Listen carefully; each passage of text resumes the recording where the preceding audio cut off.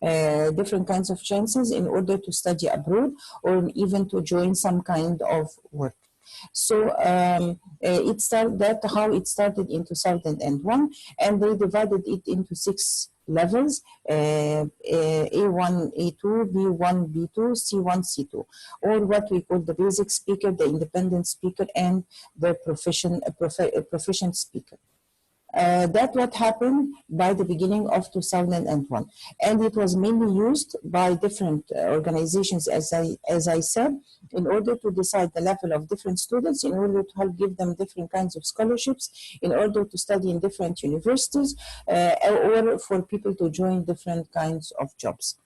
But what happened by the end of 2017 and 2018, they revised the whole criteria of the CEFR, and before, in the past, they had these 6 levels, and this is what we called scales, and they had descriptors for each scale for the 4 basic skills of the language: the listening, the speaking, the reading, and the writing. And they just explain what would the student at this level be able to do concerning the listening, concerning the speaking, the reading, and writing. That's it. No more details, no more discussions.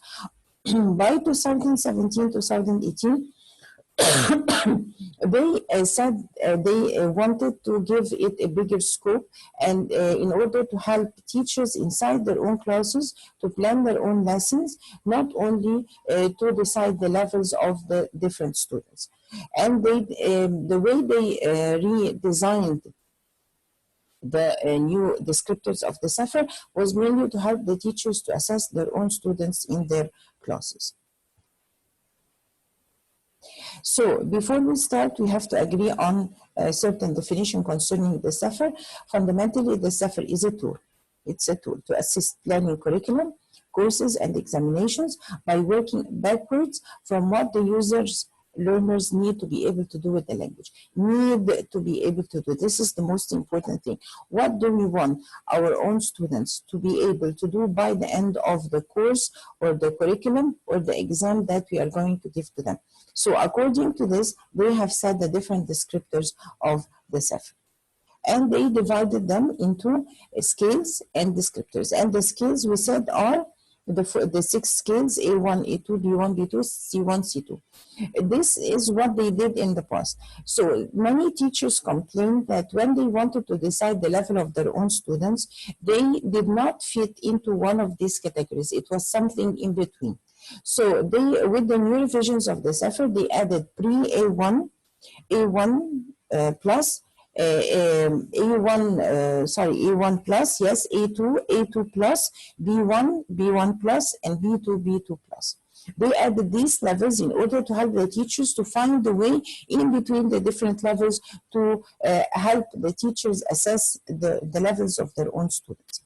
As I said in the past, they said the descriptors. Well, how did they do the descriptors? In the past, they explained the idea of the descriptors according to the 4 skills of the language: the listening, the speaking, the reading, and the writing.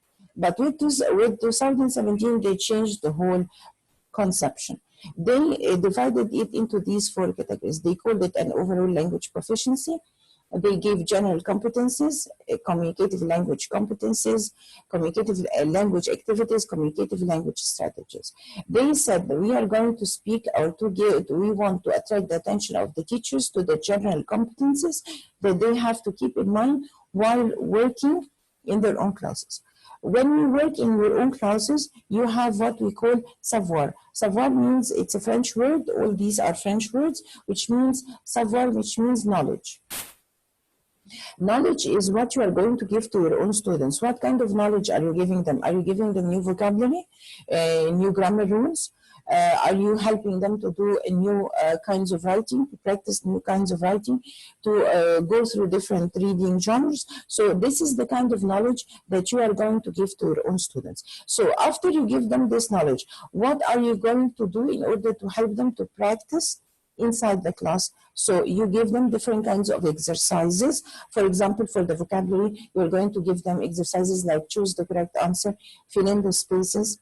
You are going to give them multiple choice questions for the comprehension passage, for example. This is called savoir-faire. These are the different kinds of exercises that the students are going to practice inside the class to apply the knowledge that they have studied through controlled practice, as we say. And this controlled practice is going to be in the form of worksheets or booklets or notes or whatever, or books in their own classes. And then after they got this kind of knowledge that you provided them with. For example, you gave them vocabulary and grammar. So you want them to function using these items in speaking about different topics. So you start helping them to discuss different topics as we find in different books, using the vocabulary and the grammar that you have taught them. So this is called savoir-être. After you make sure that they have grasped the info that you gave and they understood the vocabulary quite well and they are able to use the grammar quite well, you try to help them to personalize things. So this is what we call savoir-apprendre. Means that you are going to help them to apply to use the information gained in order to speak about different topics concerning their personal life. For example, if we are speaking about the idea of pollution, you are going to ask them, what about pollution in your city where you live? Do you suffer from this? What kinds of pollution are there? Do you have any problems in your neighborhood? So you personalize things. If, for example, we are speaking about the relationships between grandparents and their families. So when we come to savoir-apprendre, we can ask the students to speak about their grandparents and what is the relationship between them and their grandparents and so on. So this is called savoir-apprendre. All this is done through the communicative language competencies. The linguistic side means the grammar given and the vocabulary given. And we use, we use the information or the knowledge given to speak about sociolinguistic ideas, sociological ideas concerning everyday life. And then the pragmatic one means the real one, which is the personalized information. So how are they going to apply all this? They are going to do it through receptive and productive activities. You know that the 4 skills of the language are divided into receptive and productive activities. The receptives are the listening and the reading, and the productive are the listening and the speaking. So instead of dividing the language activities in communicative language activities into the 4 skills, listening, speaking, reading, writing, they gathered them into 2 categories, receptive and productive, and they have added 2 very important items to them, which is interaction and mediation. And they have added here again different kinds of strategies, in other words, different kinds of methodologies that you are going to use in order to apply all this into your own classes. So let's start first with the receptive activities. They here, we said the receptive means the listening and the reading. They have set here different kinds of ideas for you as teachers in order to think of these and try to choose some of them which are suitable for your own students in order to apply them in class, in order to have interactive classes. And this is the most important thing that they stressed on in the revisions of the CEFR, that learning the language should be highly interactive in class, and this should be done through different kinds of activities which are going to be suitable for different kinds of learning styles, or what we call multiple intelligences. And so the students will be able to use the vocabulary and the grammar too. So in other words, they are going to function using the vocabulary and the grammar too.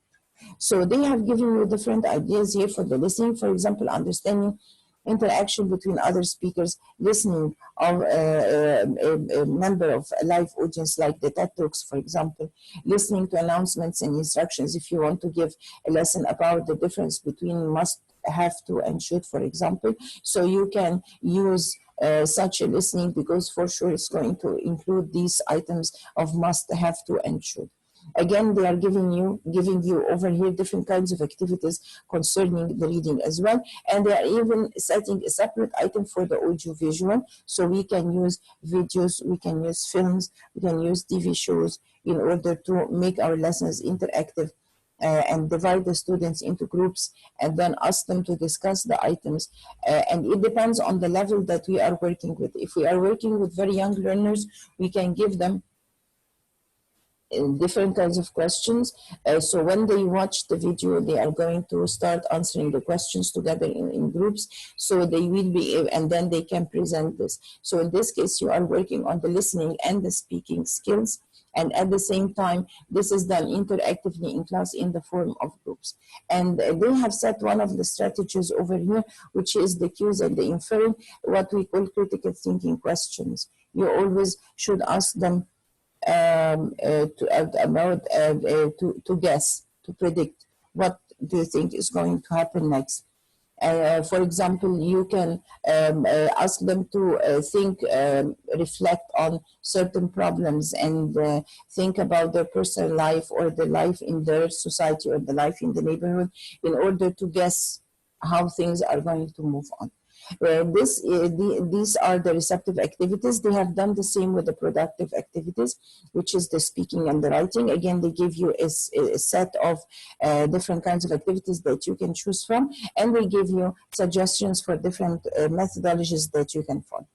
They have stressed the usage of the 4 skills of the language, the receptive and the productive activities, in collaboration with the interactive activities. So when they came in here, they give you more interactive ideas that you can apply in class. For example, goal-oriented cooperation. You divide the groups into the class into groups, and you ask them to give them certain topics to work on. So that's the cooperation. And there is a certain objective for each activity, for each task, and so they are going to present this. So the students are going to work according to their own different multiple intelligences and present. So they practice the listening and the speaking, and maybe they can do also some kind of reading and writing at the same time in group work. And they have, as you can see over here as well, they have stressed the idea of the online interaction, online conversation and discussion, goal-oriented online transaction and collaboration. In other words, you can help the students to speak with other students in a different school, in a different part of the world. So if you have the internet connection inside the class, so that would be great. If not, you can use different kinds of apps. For example, what we call you can use different platforms like the Edmodo, for example.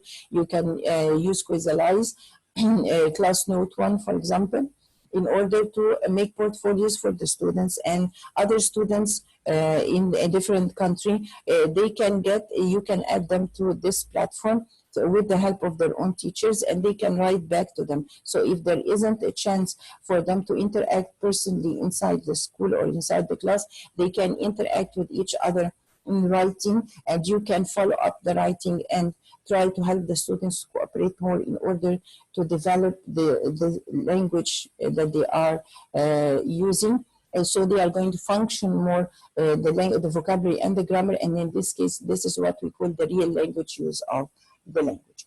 They have also added more explanation to an idea which was not well developed in the previous CEFR, which is called mediation.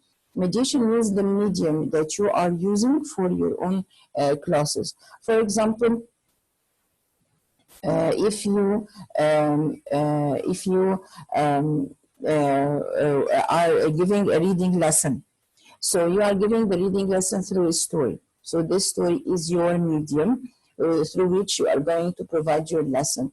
If you are giving an article for the students to read, this is your medium. If you are using listening comprehension or listening conversation, they are going to listen to two people talking, and they are going to answer some questions or fill in a schedule, for example. Or if they are going to listen to a TED talk, and you are going to give them questions and they are going to try to answer them. So this is called the medium through which you are going to help your students to interact in class. So they stress this idea of mediation. They give you different examples of different texts that you can use in class, and then they stressed on this idea, which is mediating concepts. In other words, you have to divide your classes into groups, and these groups have to have different topics concerning the same lesson. They have to interact and then present this in the form of, let's say, a chart, a thinking map, a graphic organizer, a presentation, a PowerPoint presentation. And the most important thing is to understand the concept and discuss it with each other, and then discuss it with you and with the whole class in order to be able to function the vocabulary and the grammar given and the idea itself, as we said before, the socio-linguistic idea through which they are going to use the new vocabulary and the grammar taught. And mediating communication, this is very important. They are going to communicate through different items. And here, if you can take a look at the first box here, facilitating pluricultural space.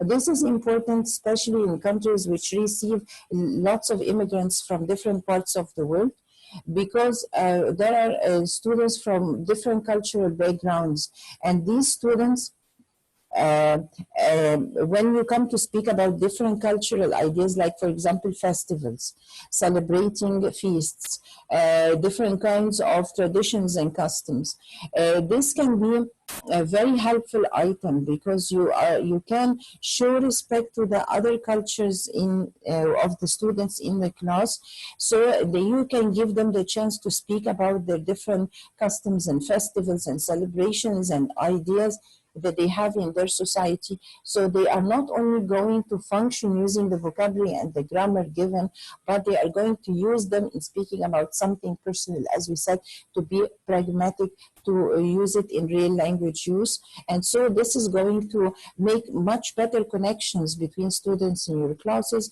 That's one thing. And the other thing is that you are going to show great respect to these different nationalities. And so this is going to make much better interaction between the students themselves and between you and the students in your own classes. So that's why we stress this idea of mediation together with the strategies, means the different methodologies that we have, in order to apply to help our students to develop using the language in class. The most important point of our lecture today is that how this can be used with our young learners. So the people who revise the experts who revise the CEFR, they have made what we call the parallel project for the young learners, or in other words, for the teachers of young learners. And they divided these parallel projects into two parts for ages from 7 to 10 and ages 11 to 15. And they set each one of them in a different booklet. So how did it look like, the descriptors, how did it look like this? For example, if we have students of level pre-A1 and A1, so this schedule is going to speak about communicative language activities and strategies, receptive activities, the speaking activity. So they give you a column here which says the student at pre-A1 or A1 level will be able to do so and so. So the student in this case can follow speech that is slow and carefully articulated with long pauses for him or her to assimilate meaning. So here they are giving you as a teacher an idea about what can the student do at that level. So you have a kind of wide scope, or a better understanding or awareness of the abilities of the students at this level. So when you start preparing your lesson plans, you are going to prepare them according to what you have here. For example, here is another exercise. The student here can recognize concrete information, for example, places and times on familiar topics encountered in everyday life, provided it is delivered in a slow and clear speech. So they are telling you about what they can understand and how they do understand this. So they give you an idea. So when you plan your lessons, you are going to keep to these points. And then they have a different column for this. Sorry. They have a different column for this, which is called relevant. Is this relevant for the students or not? If you take a look over here, relevance for adaptation to ages 7 to 10. So is it relevant? Yes, these are relevant. So overall assessment of the students at that level. What can the students do? A student can say, I can understand simple description of a room. For example, a classroom, my bedroom. I can understand the simple description of an object. I can follow a short story if I listen to it and look at it several times. So if you can take a look here, you can, you as a teacher, you have your own perspective of the abilities of the students, and then they give you another detailed one. This detailed one, you can use it as a teacher to help your students to fill in what we call a self-assessment by the end of a lesson or a unit or a module, maybe by the end of the week.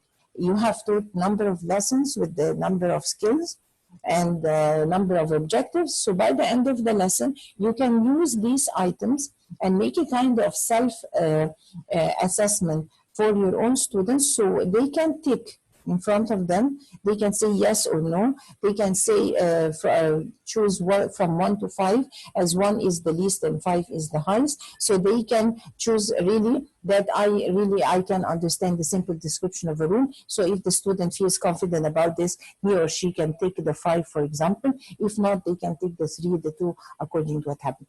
So you have a clear idea, in addition to your own assessment of the work of your students in class, of what's really happening with your own students. Sometimes our students feel shy and they don't want to say that I don't understand, or I don't know, or I did not grasp this item. But instead, they feel shy, or they feel that they are going to be stupid if they are going to say that. So this idea of self-assessment, if taken seriously by the students, and you can explain it to them in full before you give it to them, they can understand what's really going on, and they can help you to do this kind of assessment seriously. So this is going to give you a better idea of what's really going on with the development of learning the language of your own students. Again, here you can find, for example, if we have A2 level or A2 plus, here we have creative writing. So the student this level can write about everyday aspects of his or her environment, for example, people, places, job, or study experience in linked sentences. Yani they can write short paragraphs. So this is fine. You understand what they can do. Is it relevant for that age? Yes, as you can see over here, it's relevant. And what is the overall assessment of the students? I can write a little about my school and my friends. I can write a little about what we are going to do in class, what we are doing in class. If you go below here, I can write sentences about traveling and transport, about a journey that I have had, and so on. So they give you the abilities of the students from different perspectives. Again, if you take a higher level, B1, B1 plus, from the perspective of the productive activities. Again, the student here can define the features of something concrete for which he or she can't remember the word. For example, if they want to speak about, mention the name of an animal and they don't remember the name of an animal, so they can describe the animal in very simple words, so you can help them to remember the word, and so on. The students can, for B1 plus, for example, with the interactive activities, the speaking can communicate with some confidence on familiar, routine, and non-routine matters related to his or her interests. So again, they are giving you a different perspective of the abilities of the students. So is it relevant? The very first part of the productive strategies, they are relevant. What about this one? Is partially relevant on topics related to school subjects and interests. So they help you not to go over the edge, as we say, for the students. Usually when we teach our students in class, we put at the level of the work that we do in +1. We always put it a little more difficult to have some kind of challenge for the students to go on working and be alert and try to achieve something. But sometimes we overdo this +1, so the students feel frustrated. So in order not to have suffer from this point, we can take a look at this schedule. So it tells us this is partially relevant to certain topics. So we stick to these as much as possible in order to be able to help our own students. Are you following? Do you have any questions so far? Any questions?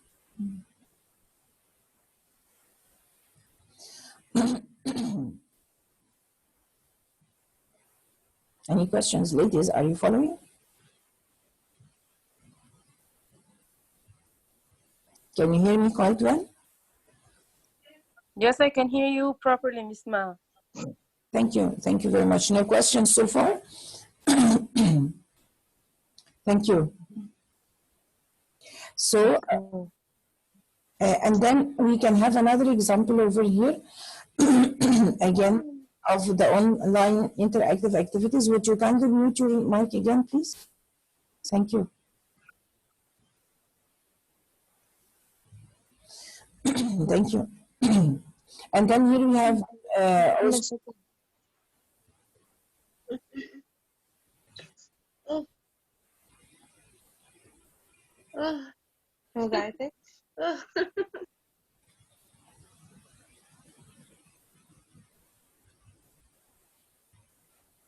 okay.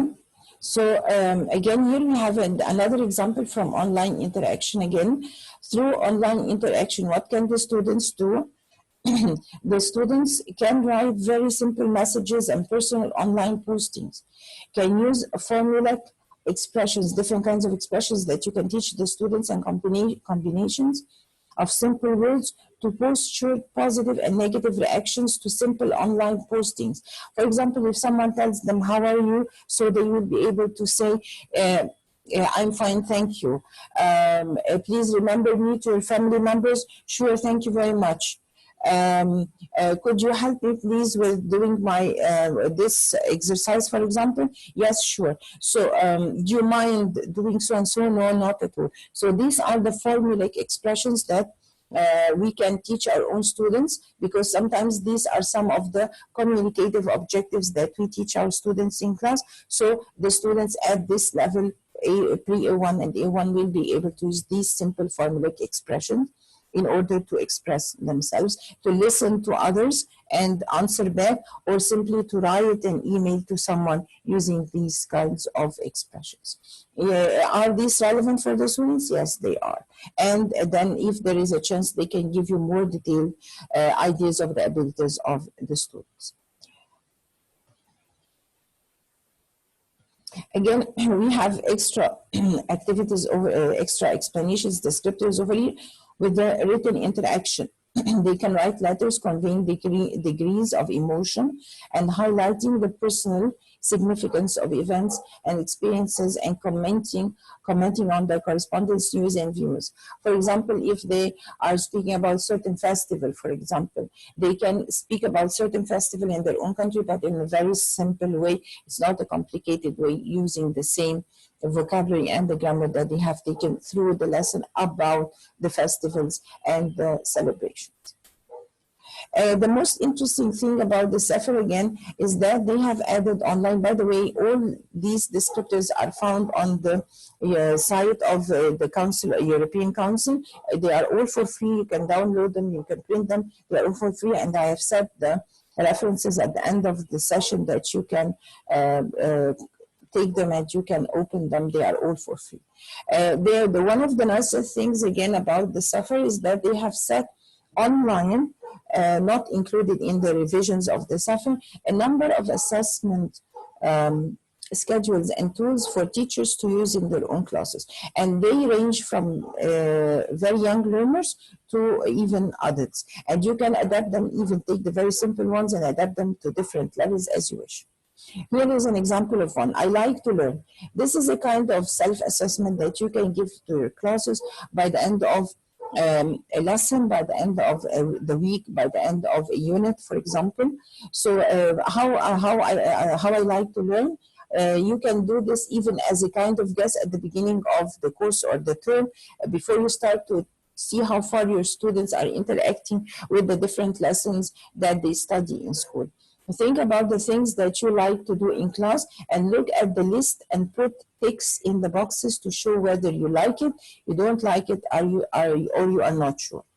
For example, reading books, playing language games, having a quiz or a competition, drawing pictures, and so on. So you put different kinds of activities that can be done in general in class, and you see how far they like things. So you can even use these things, if they like them, as teasers for them. If you, for example, are doing well in the class today, by the end of the class we'll be able to do a competition, for example. So if we are going to do a quiz, we are going to give a very simple prize to someone. So you can use them as teasers, and at the same time you can use them as motivators for your own students in order to help you to work more interactively in class. They can even, such things, such schedules or templates can be used even online. They can be very simple to set online. All about my reading, which is a kind of sum up by the end of a lesson. These are the things that I have learned. I enjoyed learning, easy to learn and difficult to learn. So again, you can check the understanding of your students by the end of the class. Remember that by the end of the class, we need to wrap up what we have done all through the class, and we need to make some kind of very short evaluation for what they have understood in class. Some kind of testing, very quick one, to make sure that they grasp what you have given during the class. So simply, you can give them such a kind of template, which is very easy and very nice because it has different shapes, and they can simply put words or sentences in them to show you if they have really grasped what you have done all through the lesson or not. This is another kind of template. Things I would like to do. Learning a new language is fun. Think about the language you are learning. Put your ideas into these shapes. Things I like about it. Things I would like to do. Things I find easy. Things I find difficult. Things I like doing in class. This is the word wall, which can be very efficient with very young learners.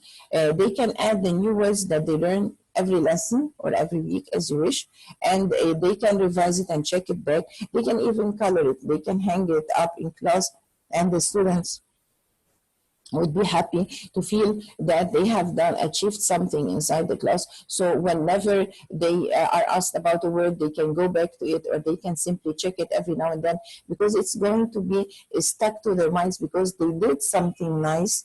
The teacher liked it, and they hanged it up in the class, hung it up in the class, which is going to give them more confidence and more motivation to share into interactive activities in class. Another one is like this, learning how to learn. The attitude, this can be used with older students. Attitude and motivation. Can I analyze and discuss my motivation for learning? Think positively about different learning. If we speak about general learning activities, can I identify my strengths and weaknesses in the target language? Identify my learning strengths and weaknesses. Of course, you can change the items over here as much as you wish. You can just take the template and then redo it once more, and put the different kinds of sentences and questions that would be more suitable for your students. You can rephrase these questions again and put them into simpler words for your students to use. These are examples of some of the different interesting templates about assessment that you can find on the CEFR website of the European Council, and there are lots more over there which can be suitable for younger and older students. You can go over to them. I'll give you the links in a minute, and you can download them and print them. No problem about that. The most important thing that we would like to wrap up our session with today is that the CEFR, the new revisions of the CEFR, can be highly helpful for you as teachers, because they give you an overall scope of how you can work in class by providing you with different kinds of activities for skills of learning the language. They give you an idea about different kinds of ideas for interactive practices in class, in addition to stressing the most important point, which is the mediation, which means that the students should be aware of the different topics that they discuss in class. And it's very, very important that we help them to personalize their own learning in order to function using the vocabulary and the grammar learned, and be able to develop the usage of the language in real life situations, or in other words, what we call real language use.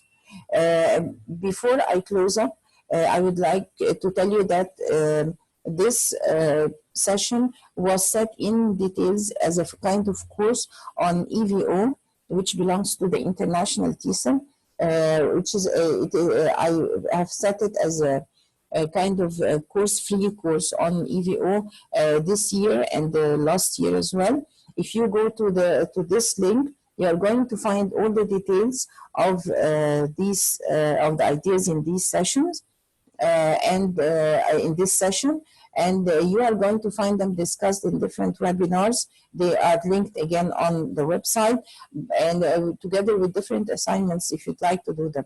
But the course is no longer active. You can find just the information and the webinars over there, but we are no longer accepting assignments to assess them or something of the sort. If you'd like to go there and have any questions, you are most welcome. And here are the references as well that you can take away for the different activities and the different items of the new revisions of the CEFR that I've been speaking about.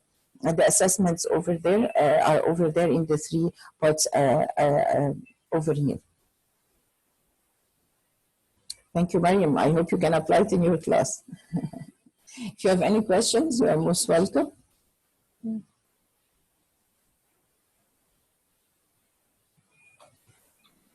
I can share an experience, Ms. Maha. Thank you. Yes, please, go ahead. The word wall is very effective in the classes. I used it the last 2 years, and it was really, really effective.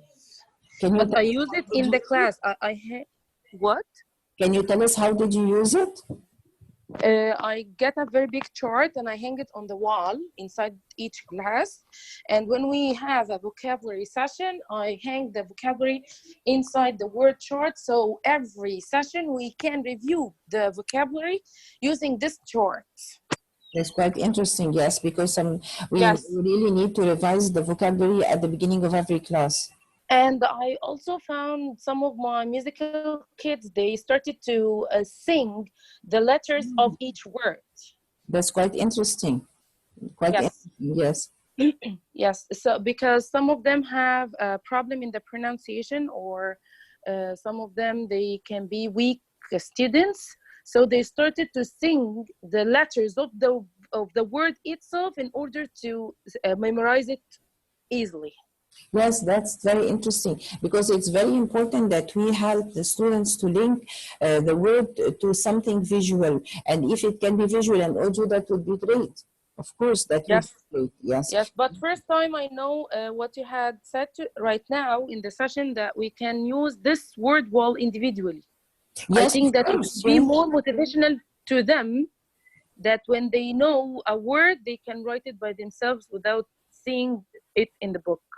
Yes, it can be some kind, of dictation. Even if you know that your students are rather weak or average, or they are not sure of the spelling, you can ask them to write it out in a piece of paper to make sure that it's the correct spelling, and then they can copy it in the word wall. So in this case, you give them more confidence, and it's an indirect way of asking them to study the spelling of the word without forcing them to do something that they believe is not nice. Because you know, yes, because the most difficult task to them is memorizing the vocabulary. Yes, the vocabulary and the writing part. Both of them is something like hustle. Yes, they don't write, they keep crying. They don't want to write. They don't want to do anything. They are very long. I can't. I don't want to write. So I found the word wall was very effective to them, because they know the word, even if they didn't know how to form a sentence. Yes. Yes, so later on you can play with this idea of the sentence formation using different cards. For example, you can ask them to write about a boy plays football, for example. So I did something. Yes, also I did something like the word wall, but it's about the grammar structure. When we take a new, when I explain to them a new structure, I hang it on the wall, even in the part of grammar instruction. Grammar structure, I'm sorry.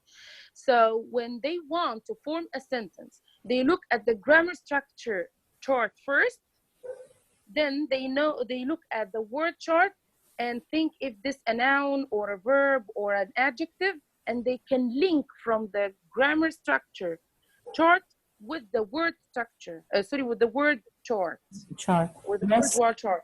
Yeah, that's very For the interesting. weak Yes. students, it was effective and it was amazing. This Sure. year, Alhamdulillah, I didn't face any weak students. Thank God. That's great. Yes, because that was really effective. Even if they can't see the chart, when they want to think, they can think and form it and tell it to me. So it was really effective. They remember the picture of the grammar structure part, and they remember the picture of the word wall chart. Exactly, So they can because link. you have changed it into something visual, so you help them Yes. to remember every Yes, now and and for then. the one who is not visual, for the one who is auditory, for instance, they can hear it by repeating it every day, because I review it. This is like the warm up of the session. Every Yeah. day, let's review what's this and how can we do this and what is the rule. So the auditory one, he can get it from repeating every day the rule and the vocabulary. Yes, that's very nice. Thank you for your contribution. Thank you very much. And Thank you. one of the nice ideas which can help also teachers to develop this idea of spelling in class is the word puzzle. If you are familiar with it, are you Yes. familiar with the word puzzle? Yes, I did it when we had a lesson about the classification of animals, mammals, amphibians, fish, and birds. Yes. I printed the puzzle parts and I put it on the picture, and I cut them according to the lines, and then I form a puzzle of each family of the animals, and I ask each group to collect them to form the picture and tell us what do they know about this family. It was very nice. Interesting. This Yes. is about the picture, also about the words itself. After I did what I told you about from seconds, they can now, if you can give them pieces of letters, puzzle letters, they can form many words as much as they can. Yes, yes, because Yes, we have got used to the idea of yes, visualizing words, and if you can use syllables as well, divide the words into syllables, this would help a lot as well, yeah. Especially with sure. bigger words, yes. But they took the syllables in primary three, so that it's not easy to them in primary one to divide the words. Yes, you can help them to divide them, as you said, through songs or things like that. Not to say that this is the syllable, but just to divide it. Okay. So this is going to help them in a better way. Okay, I will try. So, thank you very much for your contribution, Angie. Any questions Thank you. or comments? Anyone would like to add a comment? Thank you very much. Any other questions?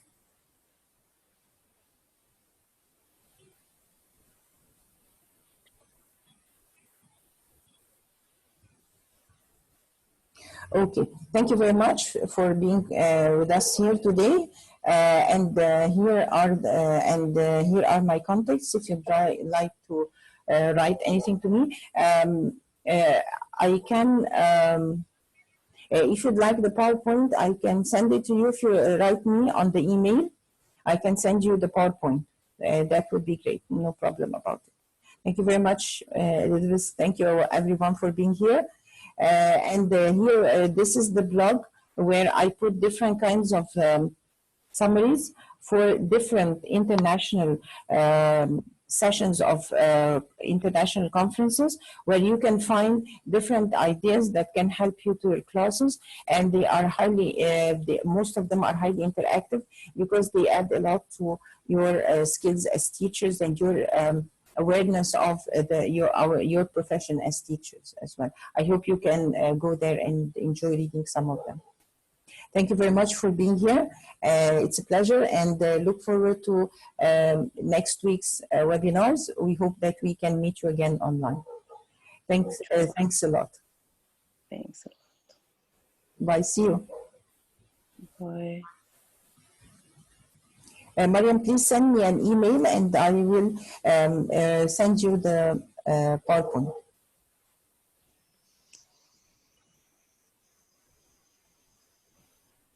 Thank you.